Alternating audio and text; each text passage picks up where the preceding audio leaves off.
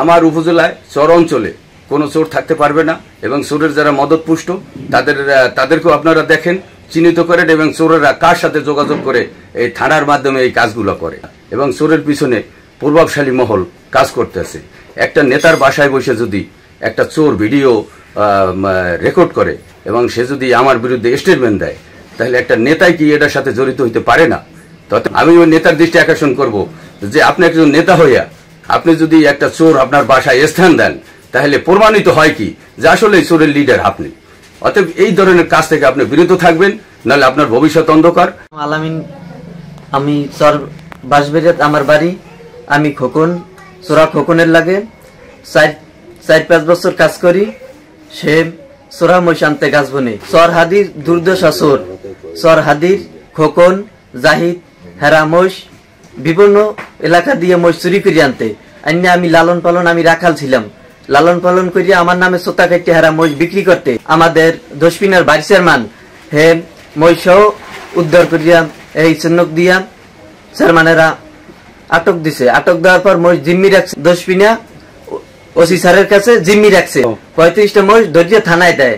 থানায় দেওয়ার পর এই জিদে ওরা আমার ধরিয়া বাড়ির তো আমার চর ভুতুম চর এখানে ধরিয়া নিয়া মাইর দৌড় করে, বেতালে মাইর দৌড় করিয়া এই জিদে আমারে নিয়ে আসে, মিথ্যা সাক্ষী দেওয়ায়। থানায় মিথ্যা সাক্ষী দেওয়ায় থানায় আমার বিরুদ্ধে অভিযোগ না থাকা নেই, আমারে ওসি ছাড়িয়ে দেয়।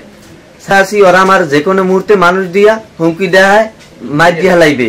অগো মোষ, চোরা মোষ, শত শত মোষ এই গাছ বনে আছে। গাছ বনে থাকায় এই মোষ আমি ধরাই দেওয়ানে মাইরে দিয়ে আমার নামে মিথ্যা ভিডিও ছাড়ছে, ভুয়া সাংবাদিক দিয়ে আমার নামে ভিডিও ছাড়ছে।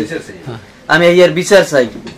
জাহিদ, সোহেল, আনসার, হেরা এই চোরা মহিষ সাপ্লাউ দেয়। থানায় তো 35টা মহিষ আছে, তাও গাছ বনেও হ্যাঁ চোরা মহিষ আছে, শত শত এখনো মহিষ আছে। হেরা মহিষ আইনি চিহ্নক দিয়ে থয়, কান কেটে হেলায়। আমি এমপি স্যারের কাছে রিকোয়েস্ট করি, ওসি স্যারের কাছে, এই মহিষ আপনারা দিয়েন না, এই মহিষ আপনারা ধরেন, এই মহিষ সম্পূর্ণ মহিষ চোরা মহিষ। আমি তমিজউদ্দিন তমান, নবনির্বাচিত উপজেলা পরিষদের ভাইস চেয়ারম্যান। 27 তারিখে বিগত রাত সন্ধ্যায় 5টার দিকে চরকুকরির চেয়ারম্যান বাবুল হোসেন তিনি আমাকে অবগত করেন যে তার প্রশাসন সহ 35টি মহিষ আটক করে। তো ঘটনাস্থলে আমি যাই এবং ঘটনাস্থলে যাই আমি পরিবেশ দেখে আমি থানার সাথে যোগাযোগ করি। যোগাযোগের পর থানার কর্মরত জসিম এসআই তিনি আমাকে বলেছেন যে এই মহিষ আপনি চোরেরও দিয়েন না আর গৃহস্থেরও দিয়েন না।